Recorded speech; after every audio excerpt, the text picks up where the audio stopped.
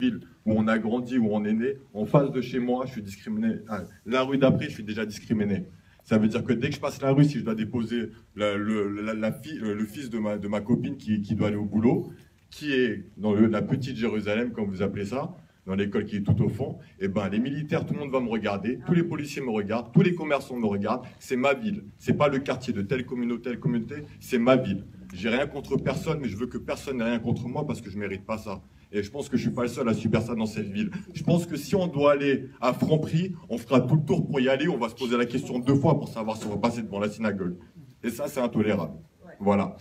Maintenant, je voudrais dire que votre débat ici, il servirait plus si on le faisait de ce côté-là. Parce que c'est à eux qu'il faut changer cette mentalité. La seule communautarité qui existe dans cette ville, regardez toutes les couleurs, on vous a parlé, regardez toutes les origines, regardez toutes les religions.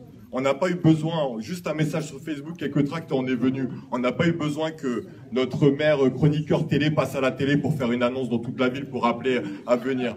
Ces débats-là, ils existent déjà, hein, avec des musulmans et des juifs.